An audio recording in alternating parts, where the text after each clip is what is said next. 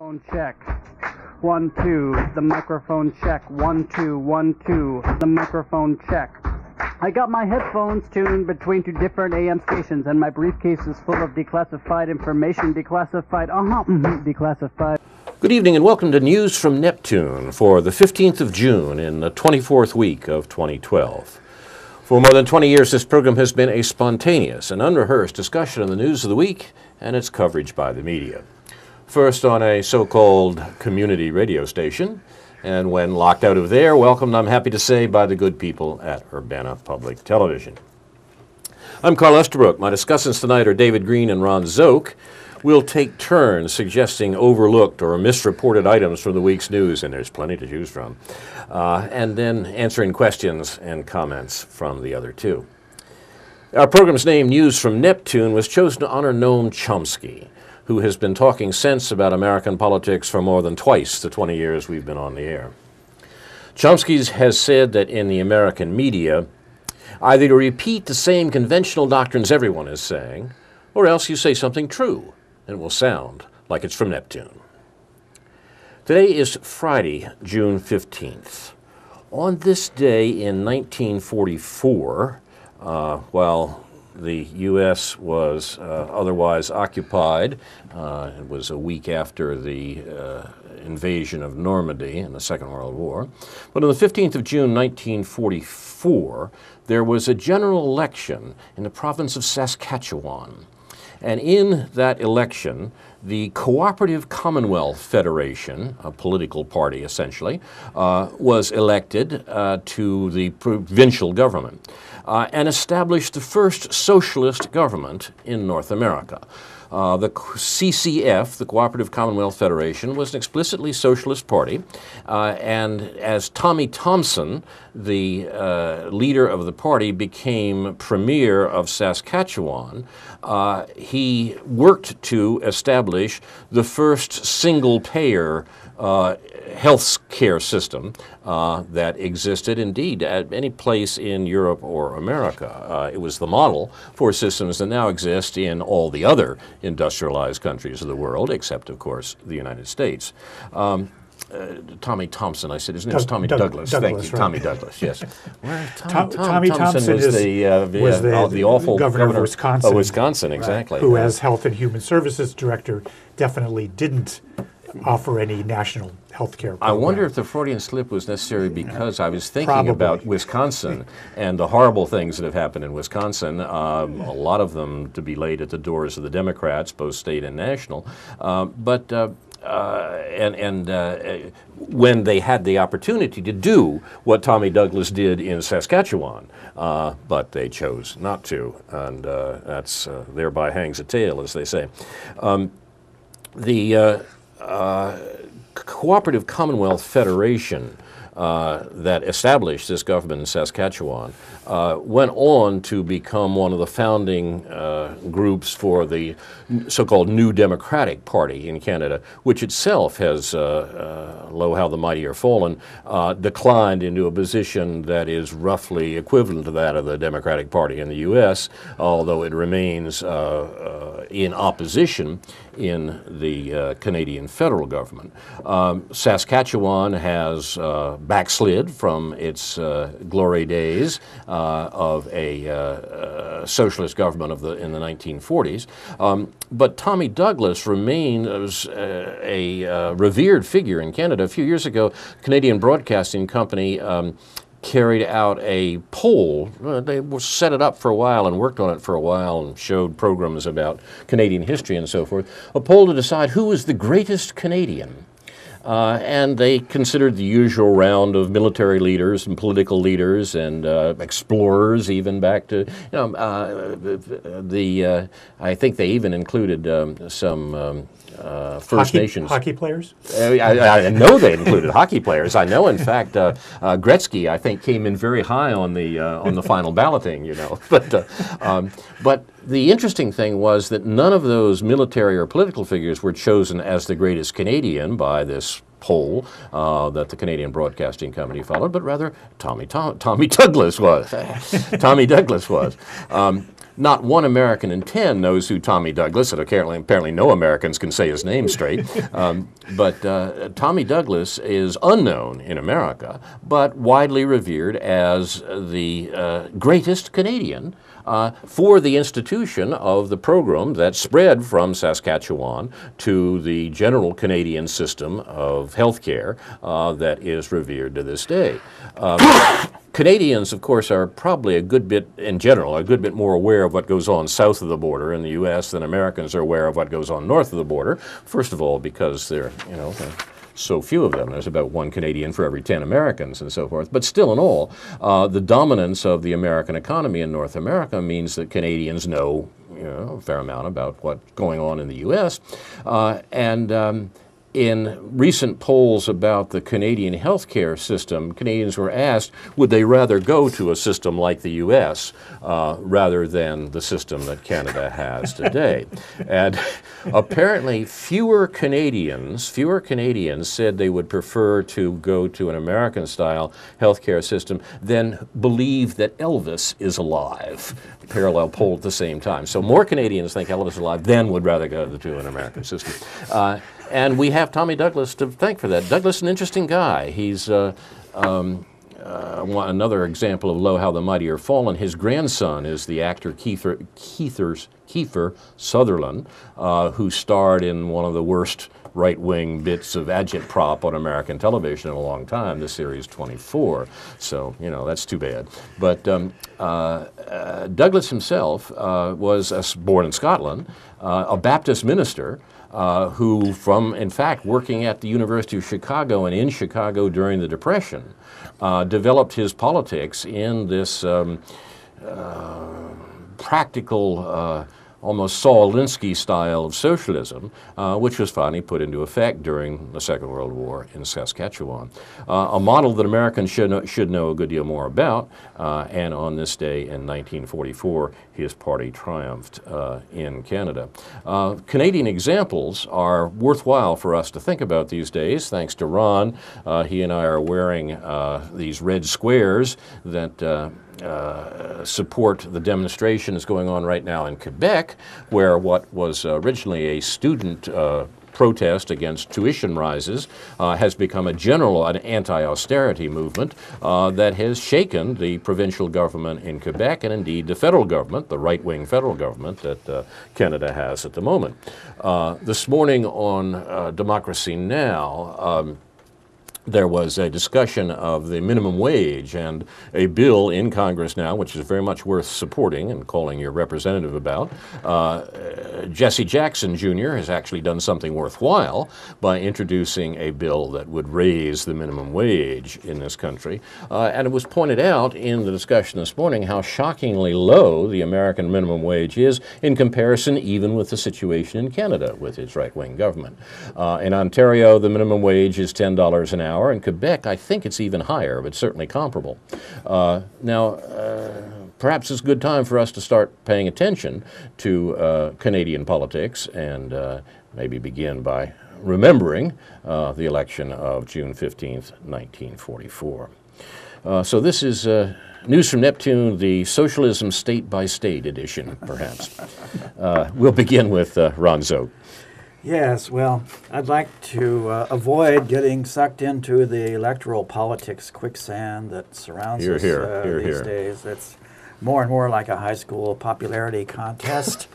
And not that sophisticated. Yeah, right. I very disappointed, as usual, by the degree of to which it degenerates into something like celebrity gossip. And but the principal point seems to be the blame game, and who do we blame for our troubles and problems and difficulties and disappointments and so on. So I'll come back to that. I suppose it's unavoidable. But meanwhile, I want to call attention to some things that I think are not widely publicized. The Wall Street Journal, curiously, carried this article about the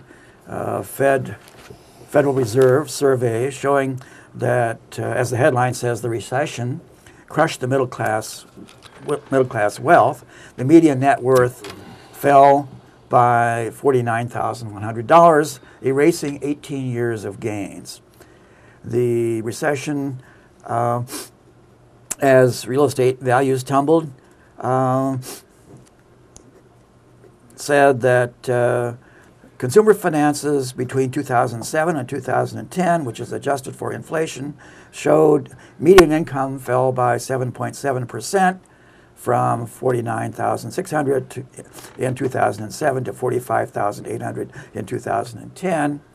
So I don't want to keep telling you a bunch of numbers. I know how mind-deadening that is. But the drop, this says, was concentrated in middle-class families. Those in the 60th to 79th 0.9th percentile of income saw the biggest drop in wealth of 40%.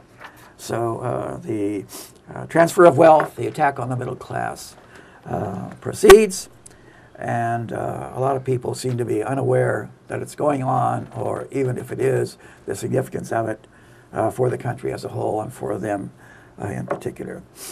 American families are in a deleveraging mode. Another story in the LA Times, the Great Recession erased nearly 40% of family wealth. More recent quarterly data from the Fed shows Americans' net worth has increased since 2010 as the stock market has rebounded. More people have found work, and housing prices have stabilized in many parts of the country. In the first quarter of this year, net worth saw its biggest gain in 7 years. Nevertheless, the typical American family's wealth remains well below its pre-recession high, which is starkly detailed in Monday's new report from the Fed's triennial survey of consumer finances. For all families, the median income fell from $45,800 in 2010, from $49,600 in 2007, and $49.8 in thousands in 2004 after adjusting for inflation. So what has happened, and again, who's to blame, is a thing that gets discussed endlessly. Calling attention to recent statements by Paul Krugman and Joseph Stiglitz, who have become very vocal about what's happening. And Stiglitz in particular, both of them being Nobel Prize-winning economists and all that, said that we are in a suicidal spiral in this country. When you look at America, you have to concede that we have failed. Most Americans today are worse off than they were 15 years ago. A full-time worker in the U.S. is worse off today than he or she was 44 years ago, and so on. So the article he wrote for Vanity Fair in 2011 was called Of the 1%, By the 1%, and For the 1%. So that's what I want to remind people of with this. Not only are we the top nation, number one, because of our money and firepower, but the 1% within the number one nation is substantially running things in a way that most people have difficulty acknowledging. We still like to call ourselves a democracy, right? Isn't that the wrong finger to show to the American people? Right. Yeah. Stiglitz says again, the American dream is a myth, and he has a recent book out called The Price of Inequality and the Myth of Opportunity. Everyone thinks that America still, after all these years of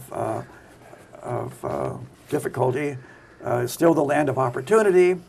And it's possible for people to arise here and become wealthy, or at least to achieve what's called the American dream. And actually, the figures show that this is less and less likely, much more, less so than the average in the other industrialized countries of the world. So the departure of the facts from the myth, wishful thinking, and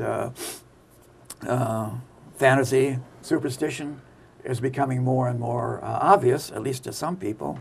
But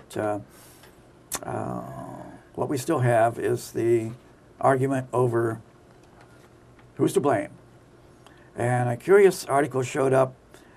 More than 2/3 of Americans, including half of Republicans, still blame former President George W. Bush for the country's economic ills, according to a new Gallup poll released Thursday, hours before President Barack Obama was to deliver a high-stakes speech defending his handling of the weak economy. What one might call the blame gap has narrowed considerably. When Gallup first asked Americans in 2009 who they blame for the poor economy, 80% laid a great deal of blame or a moderate amount of blame on Bush. Only 32% blamed Obama. The current numbers show that 68% of the public blames the former president, while 52% say Obama deserves the blame. The numbers add to more than 100% because the question was not which one do you blame more, but how much do you blame each president? Look, there's more than enough to go around. Yeah, right. So it's not a scarce resource. Yeah. So there's a lot more detail here about what happened among independents and so on. Meanwhile, back in Washington, the CEO of J.P. Morgan Chase shows up, yes, and he blames the government for the difficulties there, the loss of $2 to $5 billion. Jamie Dimon, the CEO of J.P. Morgan Chase, the country's largest bank, appeared before the committee after a clear screw-up. Traders at J.P. Morgan placed a series of complex bets that resulted in at least $2 billion in losses and counting. So this should be of great concern to the Senate. But this author says what's remarkable about it is the extent to which the senators sucked up to Mr. Dimon, asking his advice about what should be done and what could we do to restore the economy and so on. So Dimon happily played the part, this says, to underscore who's the boss. He first demanded and received a one-week delay of the hearing after being summoned by the chairman, Senator Tim Johnson. There's also a Senator, Tim Johnson, apparently, who then showed up on the appointed day wearing cufflinks with the presidential seal to take questions from the underlings. So there it is, Mr. Dimon blaming government regulations, interference, and so on for the loss at J.P. Morgan. And it's those government regulations that are the problem. We need less and less restriction. So this has raised the question in some quarters. Article by Michael Cohen in The Guardian in England. Did the Republicans deliberately crash the U.S. economy? And this is a growing suspicion in some minds that they believe that if they can cause enough trouble economically, they can crash the American economy, that a whole lot of people, millions of them apparently, will blame Obama. And that will get his opponent elected in November. So there it is. There's a strong tendency to do that. After all, the crash occurred on his watch, right? So he's the blame. So I'm going to blame him too. I was unhappy for 15 minutes last week, and I blame Obama. Okay.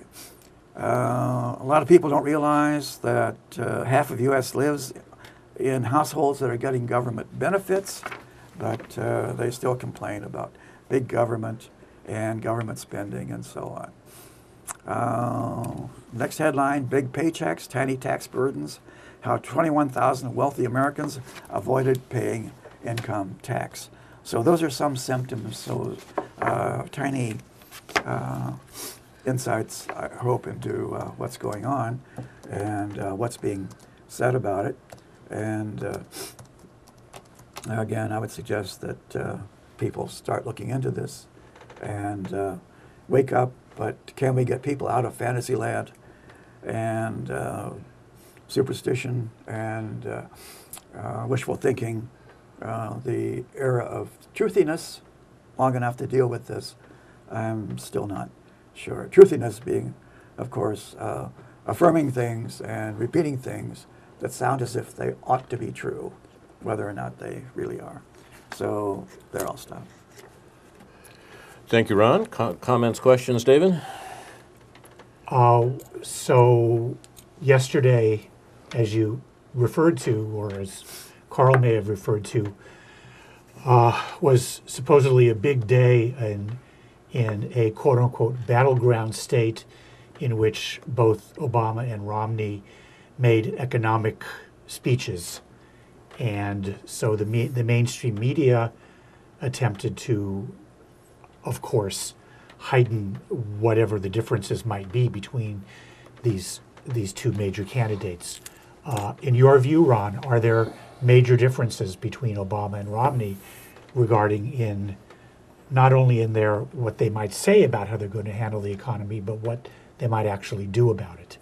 I think there are at least marginal differences that makes it worth looking at. But as you suggest, yeah, what are they? Different attitudes toward welfare measures, the safety net, and other such things. But I think, again, they can make a difference, which will be extremely important to some people. But as you suggest, they're all so completely beholden. The list of Republicans and Democrats who have been receiving campaign contributions from Jamie Dimon and the J.P. Morgan Chase people is equal. Actually, the Democrats, the last cycle, got slightly more than the Republicans did in that respect. So there's very little, if any, fundamental difference, but enough of a difference, I think, to make people want to look at it and make up their minds about it.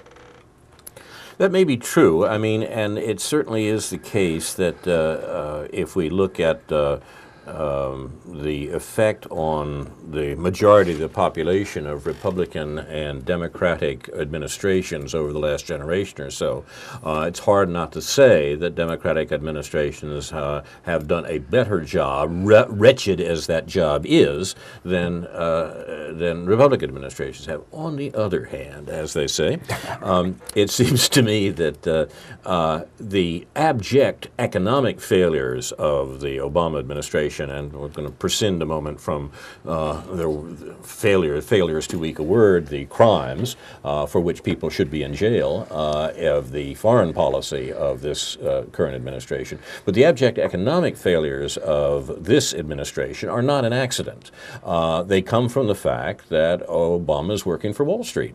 And you say no surprise, because so are the Republicans, maybe even more so. In fact, the real competition between the Republican and Democratic parties over the last decade has been an attempt to try to say which one can sell itself to Wall Street more convincingly, yes, and get Wall Street, in fact, to pony up in terms of campaign contributions. People were surprised when Wall Street contributed more to Obama's campaign than to McCain's campaign in the 2008 election. But what was going on there was this bidding war where the two sides were suggesting surreptitiously how good they were going to be to Wall Street, and Obama, with his rhetorical skills, won. And now the same thing's going on right now, and for a while there, the Democrats were ahead. Looks like the Republicans are moving up on them. So the real election, which has nothing to do with voters or you and me, the real election, that is, who will be able to sell, which business party will be able to sell itself to Wall Street more successfully, that's still going on, and the jury's out, and it's worthwhile to keep an eye on it. Yeah, it might be noted that I'm not completely up to date on this, but the historical record shows that in the longer term, Democratic administrations are associated with higher Wall Street profits than Republican ones. Exactly. And the point that you started with, Ron, the interesting thing about the quoting that font of all wisdom, the Wall Street Journal, about the recession erasing 18 years of gains for the American middle class. It's important to stress that we're talking about the majority there, what the Occupy Wall Street people would call the 99%, the majority of Americans. That's true. But it's not true for the 1%, for that fraction, or worse yet, that fraction of 1%. They've done very nicely, thank you. They've done very nicely out of the recession. Was it J.P. Morgan who said that in recessions money returns to its rightful owners? And of course he thought he and his robber baron and friends were the rightful owners. But he pointed out the economic fact that what a recession actually did was transfer money from the majority to the rich. And the Great Recession, the current Great Recession, and the Great Financial Crisis of 2007 and 8 did precisely that in overwhelming fashion. The very rich, the 1%, as Occupy Wall Street says, did very well out of the recession, and those figures that you quoted about erasing 18 years of gains does not apply to them. Their gains are all in place, and indeed their gains accelerated as a result of the financial crisis. It was overwhelmingly about the middle class, right? Exactly. And that's the point that has to be made, because if we're going to make any advance on economic questions in this country, it seems to me that we have to become clear again about class politics. In fact, I'm actually chuffed to some extent that class politics are back in the conversation in America now in a way they really haven't been since the early 70s. And that is, bad as things are, wretched as things are for most people in this country, that's still got to be an advance in the discussion against the remarkable miasma of misrepresentation that we get from the media and our political leaders. I was unfortunate enough on Wednesday morning when Jamie Dimon was speaking that day to the Senate about these issues, about his company's loss of $3 billion and so forth. I was unfortunate enough to hear Marketplace Radio in the morning on our local NPR station, WILL, and I rarely listen to that, and I've heard it was bad, and it definitely was really bad, and it was bad to the sense that the woman that was being interviewed was being asked about how Dimon should handle the senators, and the underlying assumption was that the senators were there to grandstand against Wall Street because everybody likes to demonize Wall Street. So it wasn't even, I mean, if that were true, I mean, I could conceive that at certain times and places that might be true, because even senators who are in Wall Street's pocket sometimes have to pretend that they're being critical of Wall Street. But in this case, it wasn't even close to being true, that there was only a couple of senators who wanted to ask Merkley and I think Sherrod Brown, who wanted to ask somewhat difficult questions to Dimon, and it was clear that this journalist was just basically sort of basking in self-pity for the poor financiers who were so easily demonized by people who don't understand how the financial world actually works. And the woman concluded by asserting that everything had gone along really pretty well since the meltdown in 2008, 2009. Everything was back ship-shape. And I would think that, I say, with biting my tongue a little bit, that there's enough good economics reporting going on now on the internet by reputable people, including Stiglitz and so forth, that if they're going to spend 10 minutes in the morning on something called Marketplace Radio, they could also spend 10 minutes talking about some of the issues that are talked about every day by people like Stiglitz and Krugman and so forth to help educate people. That might be a good function for a local public radio station. You really expect to hear that on national propaganda radio, David? I mean, well, no, I don't expect to hear it, but I mean, I could at least point out that we're hearing propaganda. Right. We're hearing, the worst sort of financial stuff, financial obfuscation.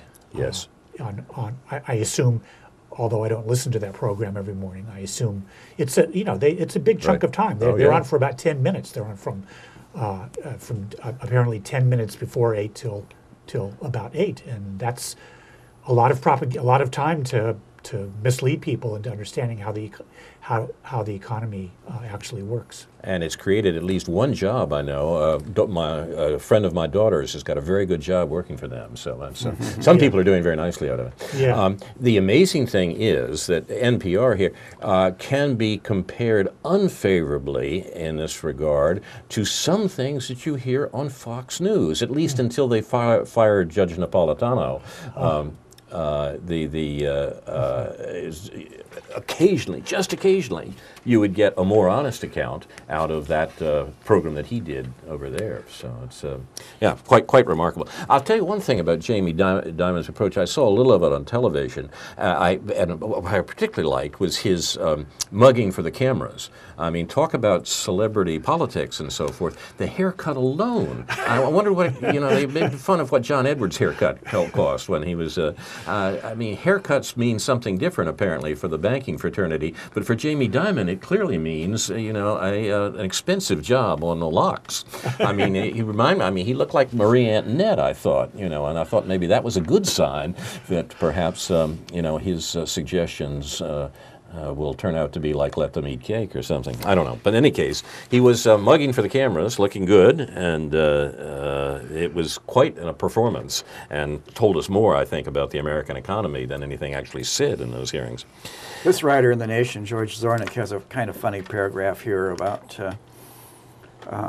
Dimon. When asked directly if a stronger Volcker rule would have prevented the losses, Dimon gave a response that harkened an image of Sylvester the cat professing innocence as yellow feathers dangle from the edge of his lips. Right. I don't know what the Volcker rule is. It hasn't been written yet. It's very complicated, Dimon said. It may very well have stopped parts of what this portfolio morphed into. I just don't know. Yeah. Well, there's a germ of truth in that the Volcker rule has been so attenuated in the discussions that he can get away with saying, I don't know what it is, mainly because my friends in Congress have done their best to kick the guts out of it. Yeah. And there we are. Yeah. You're watching News from Neptune. We're bemoaning the economic state of the country. There are other things that we can talk about here in that regard, but it seems to me that the emergence of some sense in the discussion I think may be happening.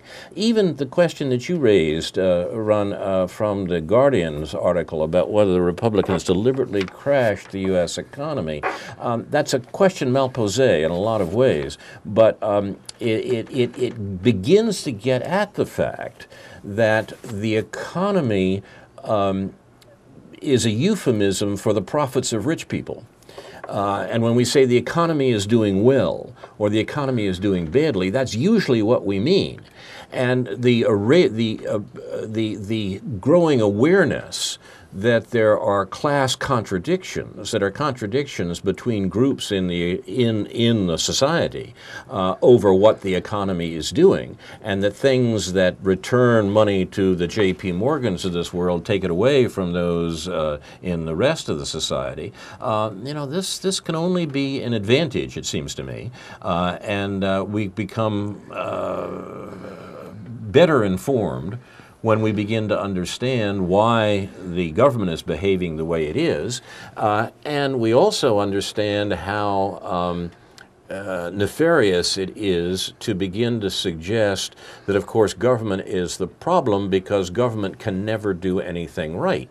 What's actually under that is the fear of those who have wealth and power in our society that government might do something right, that government might actually respond to the demands of the populace, the demands that we hear these days through things like Occupy Wall Street, and begin to move against the Jamie Dimons of this world in a fashion. Now, from the discussion the other day, we're not in any great danger of that, but the possibility remains, and we're discussing it, and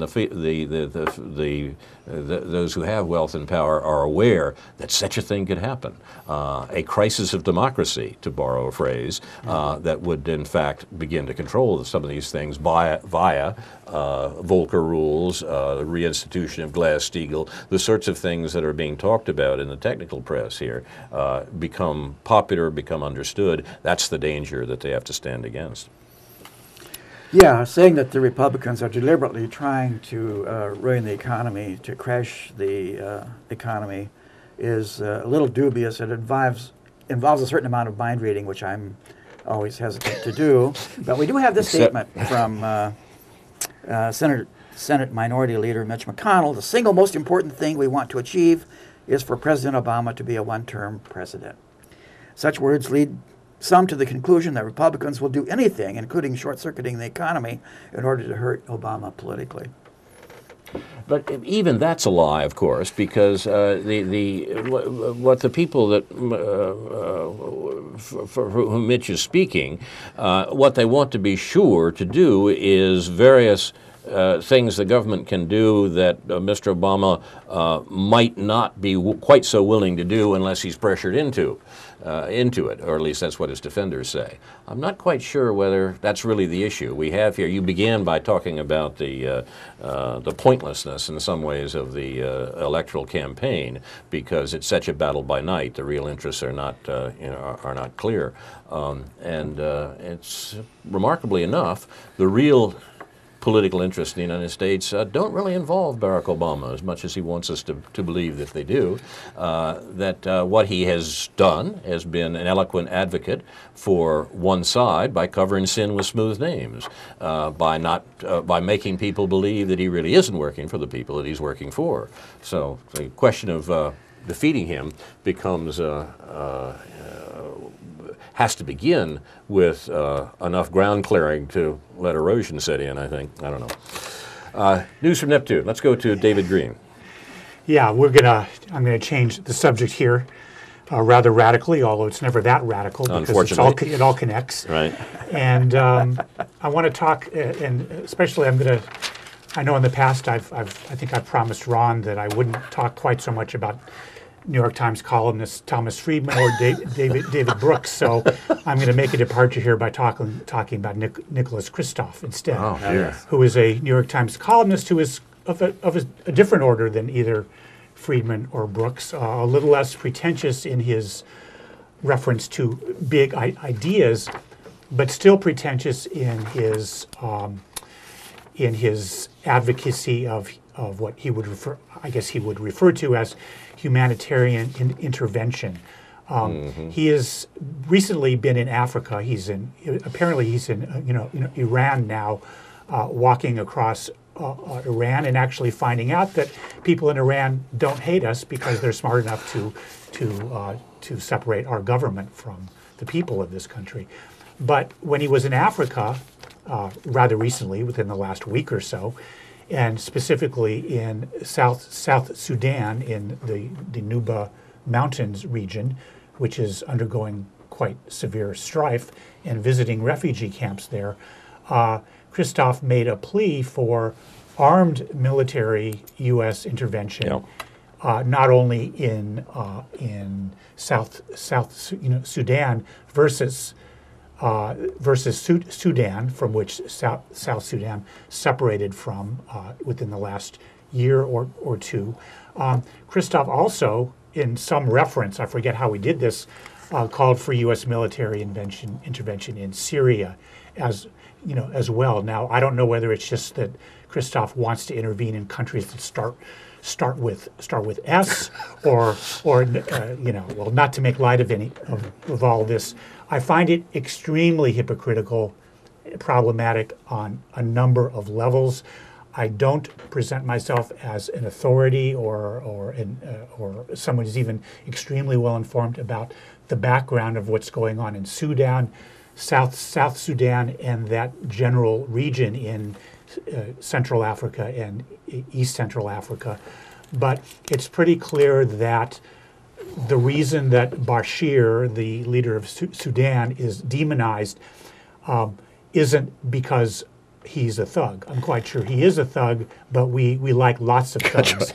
And the reason that we have an interest there has a lot to do with the global geopolitics of the resources of that region and China and all the things that go on in the ongoing ongoing push towards military intervention in Africa, however it's dressed up in with humanitarian reasons. I'd like to point out also, as a kind of pet peeve, just to get back to some of the things that bother me the most about the way these things have been handled over recent years. Of course, Darfur was an issue that had to do with demonizing the government of of Sudan. Also, that's settled down somewhat, but when the Save Darfur movement was at its height, it certainly was clearly a function of pro-Israel and Zionist interest in this country. It was a way of distracting attention from what was going on in Israel vis-a-vis both Lebanon and Gaza and the Palestinian occupied territories at that time. It was a way of presenting both Christian and Jewish supporters of Israel as having uppermost humanitarian concerns about black Africans versus Arab Africans in this particular context. Who also happen to be black. Yeah, right. And it's worthy of note, just to connect a few dots and to pointing out hypocrisy isn't exactly difficult in this world, but it isn't always pointed out in some cases. And what we have now is that as a result of all the strife that's gone on in East Africa, we've had refugees across the Sinai Desert into Israel, who are by the tens of thousands now living in Israel, and specifically in South Tel Aviv, in an area around the bus station there that is basically under siege. As has been reported, not maybe in one article in the New York Times, but also has been more consistently reported on a website like Mondoweiss, Phil Weiss's website, mondoweiss.net. It's clear that there are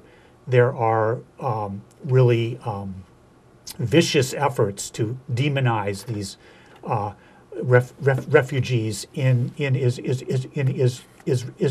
Israel, and that I'm not doing this just to pick on Israel or just to point out that Israel is their fault, but I just would like to point out that while on the one hand, in the last few years we've heard a lot about humanitarianism for blacks in East Africa, and with what's clearly going on with what Jewish people would call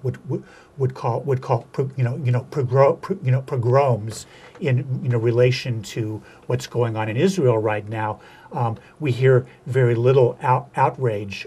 We hear some criticism within Israel, and we hear some criticism, but we don't hear the kind of organized defense of the well-being of these African refugees in Israel that we might at least expect out of a certain kind of shame of those who were sincerely concerned with humanitarian intervention in Darfur, and that are now concerned with about it in South Sudan. I don't think Christoph himself has mentioned the plight of those refugees in Israel, and surely it isn't as dire as it probably is not as dire as what he's described in the recent columns as going on in the Nuba Mountains, but I still find it rather shameless for him to selectively focus on the suffering of people that are sympathetic because they aren't demonized by our own government, and at the same time call for the military intervention of our government both in Africa and in Syria. Absolutely. Ron, you got a comment on this? Do you think there is a duty to protect?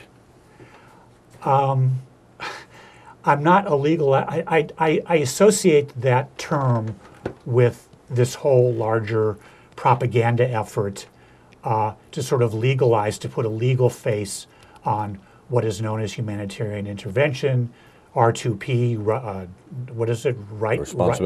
Responsibility to protect. It goes back to, I think, what Chomsky called the new military humanism in relationship to Serbia in the 1990s. I don't see where these legal principles can be taken very seriously when they're only enforced against sort of official enemies of our own government. Yeah, well, it's fairly notorious that they are used as a cover for extending American power and influence on more and more places. And Exactly. I think that's part of the secret agenda of the frequent calls now for American intervention in Syria. Yep. That will bring Syria under American control. Right. And again, we will become the #1 nation, and it will become obvious to more and more people how imprudent it is to reject American leadership, shall we say. Get to wave your finger again at that point, right? Yeah, #1 nation. right. Yeah. We're #1. That's right. The Syria thing is a particularly interesting example, and there was an interesting test suggested about the awful events in Syria last week, and it said if Hillary Clinton, who has been particularly vocal about the situation in Syria and how something must be done, you can hear the caps. The suggestion was made that, all right, if the U.S. is actually concerned about this and is not using responsibility to protect as a cover for its imperialist control, as you suggest, then why doesn't the U.S. propose to the United Nations that under Chapter 7 of the UN Charter, the UN simply nominate Iran as the UN-designated intervener to move into Syria and establish order. And indeed, the U.S. should, of course, go one step further, offer to pay for it. That's the intervention that Mrs. Clinton has been calling for, but perhaps not exactly in the terms that she's been calling for it. And I haven't heard any suggestion that the UN put forward, that the U.S. put forward a suggestion that the UN nominate Iran to do the intervention into Syria. And the reason for it is just, it seems to me, what you suggest, that this is a smokescreen, it's a cover, it's a red herring the entire way. But this is a very serious issue in a number of areas. I got an email this morning from Amnesty International, and I'm quite shocked at the nefarious role Amnesty International has been playing in this lying game of the American Secretary of State about Syria. Here is what the email this morning said. They announced a comprehensive report about the horrors that are taking place in Syria, and it says the international community, and that's, as Noam Chomsky points out, that's an interesting phrase. The international community means the United States and whoever happens to be agreeing with the United States right now. But the international community has ample, credible documentation of the scale and gravity of the abuses. We now need your help to, 1, pressure Russia and China to immediately halt weapons and munitions transfers to the Syrian government. Straight out of the American State Department, Ms. Clinton said, oh yes, the Russians are sending attack helicopters to the Syrians, new attack helicopters. A little later in the day, the State Department said rather quietly, well, maybe they're not. Yeah. But still in all, we got to talk that way. Yeah. But it gets worse. Point 2, this is Amnesty International now. We should demand that the United Nations Security Council act decisively in the wake of mounting global awareness of the crisis. Isn't that wonderful? That just stands there. We should demand that the United Nations Security Council act decisively. Now, what could they possibly mean by that? Well, we have some history in this regard. The last time Mrs. Clinton and the people who were working for her were asking the United Nations to act decisively, they even used the same language, was the threatened attack on Benghazi in Libya. The United Nations had to act decisively, and the United Nations did act decisively, pushed very strongly by the awful American ambassador of the United Nations, who was also a Hillary Clinton creature, and Hillary's other creatures. What they did was pass United Nations Security Resolution 1776, establishing a no-fly zone over Benghazi. Well, that resolution that very limited resolution, in fact, was immediately used by the United States and the EU powers, to the NATO powers, which of course are United States creatures too, to attack Tripoli and produce regime change. The attack on Libya, the reduction of the Libyan government, was designed in the State Department and was done under the aegis of responsibility to protect. Barack Obama immediately said his favorite instrument, cruise missiles, drone strikes, and so forth, into Libya, and the damage was done. The call for the United Nations Security Council acting decisively in Syria is clearly based on this Libyan model. And this is not just fortuitous. Hillary Clinton has arranged to have appointed, as of January of this year, as the head of Amnesty International USA, the woman who was her instrument in establishing that Libyan resolution. A woman called Susan Nossel, who is now executive director of Amnesty International USA, is one of Hillary's creatures, who was formerly involved with Human Rights Watch. What we see here is a conscious program by the American government to co-opt these widely respected groups like Amnesty International for the purposes of American imperial politics. It's amazing. It's happened almost without comment in the American press and elsewhere, but the effects have been quite horrendous, notably in Libya, and if they manage to bring it off, in Syria. So the actual activities of responsibility to protect and the things that they have in mind couldn't be more nefarious. Let me also add, for those who think I may be being a little hard on Nicholas Kristof and his humanitarianism and in relationship to the real compassion and real danger he puts himself in to deal with some of these people. If you go onto his New York Times blog, you'll find a long sort of conversation, interview, or event that he held with a woman that Carl just referred to, our current ambassador to the United Nations, Susan Rice. And you also find the fact that Kristof cozies up to Madeleine Albright, the former Secretary of State during the Iraq sanctions era, during the Clinton era. So, you know, Kristof, it just doesn't have any political sense for the kind of people that he's dealing with.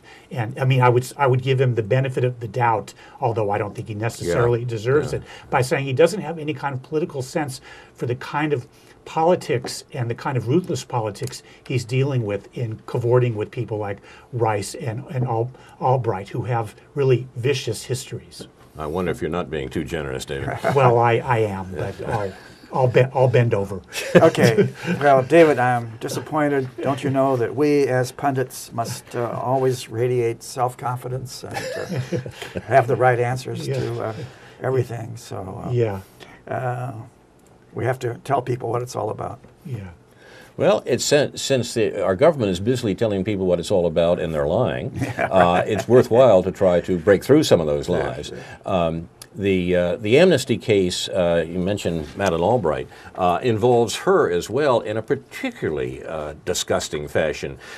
You recall, of course, the anti-NATO demonstrations in Chicago, in which the NATO meetings in Chicago were countered by enough Americans who had begun to understand something about what the U.S. is doing and what the U.S. is doing with NATO, the North Atlantic Treaty Organization that was originally designed to prevent the Russians from seizing Connecticut, and since has found other things to do under American direction, mainly kill Asians.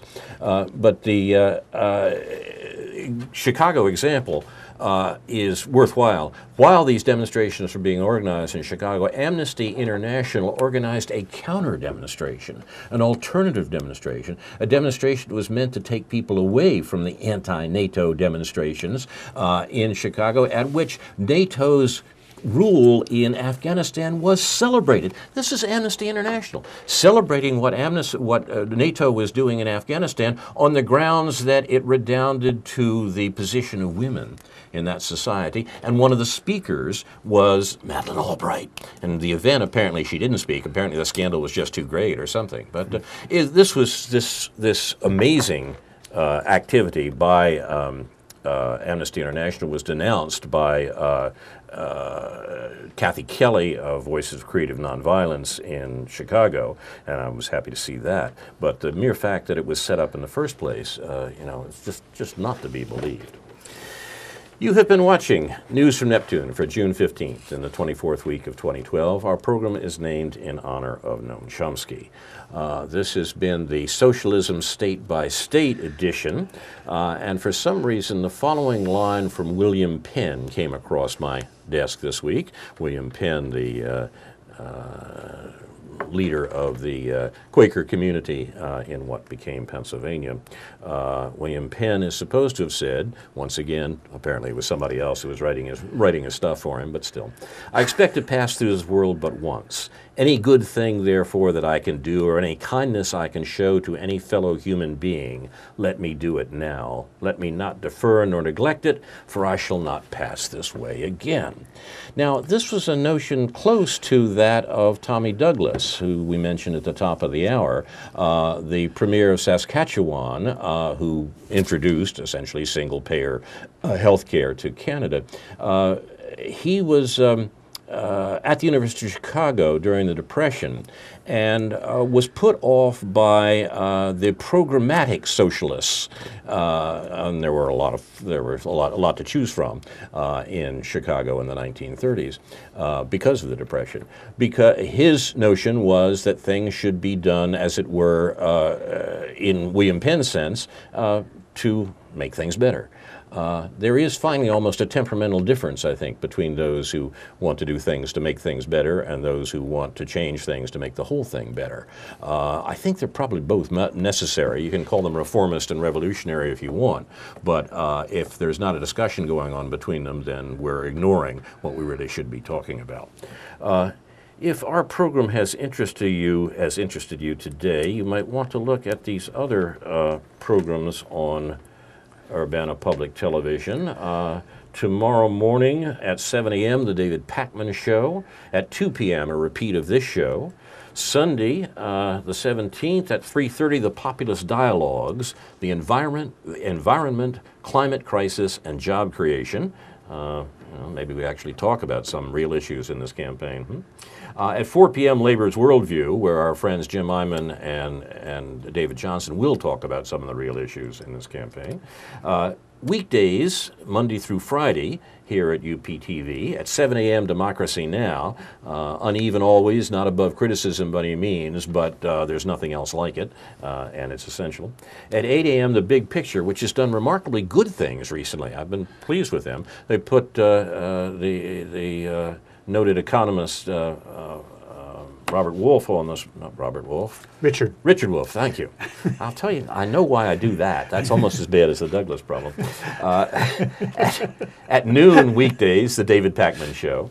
Monday the 18th at 2 p.m., the Tom Hartman Program, a 3-hour live national call-in show. At 5 p.m., the New Arab Debates, Is Political Violence in Tunisia getting out of control? There actually has been developments there, actually, I think probably since this program was recorded. This is a series of live tape debates, this one from Tunis, recorded by Deutsche Welle, the German service, offering a spotlight on the Arab revolutions. During this event, security officials entered the hall demanding to view a list of all those attending. The debate went on despite the harassment. The Arab Spring is not over by any means, even though spring is coming to an end, and the arguments, as we see this week in terms of the events in Egypt, are very serious and indeed are growing. On Thursday the 19th at 7 p.m., the European Journal, and at 10 p.m., Aware on the Air, starring Ronzo. And he'll have his #1 finger with him, too. In the meantime. Can I mention, tomorrow is Bloomsday. Tomorrow is Bloomsday. You're yes, quite right. Yes. Locally, maybe you should say what that is, Ron. Oh, well, it's a celebration of the day that Leopold Bloom supposedly wandered around Dublin for 24 hours. And somebody wrote about it. Yeah, and James Joyce wrote about it in his novel Ulysses. So there will be a kind of celebration at Mike and Molly's from 5 to 8 p.m. tomorrow, June 16th, sponsored by the Rare Book and Manuscript Library at the university. Good for them, too. Yep. That's getting out, isn't it? Yeah. I'm Carl Estabrook. My discussants tonight on News from Neptune have been David Green and Ron Szoke. This and other editions of this program can be seen on the website newsfromneptune.com and on Facebook. I can be reached at carl@newsfromneptune.com and on Facebook, and I'm happy to receive your comments. Our thanks to our director, Caleb. Can I do it? David, you do it. You have to. Carpinus? No, Serpinus. Caleb Serpinus. Thank you, Caleb, and our apologies about it. I'll get it right next week. Yeah, we'll get it right next week. Inshallah, we'll be back next week with a new edition of News from Neptune to remind you, in the words of Edward de Vere, what's past is prologue, what's to come in yours and my discharge. In the meantime, confusion to our enemies, and a good night to you.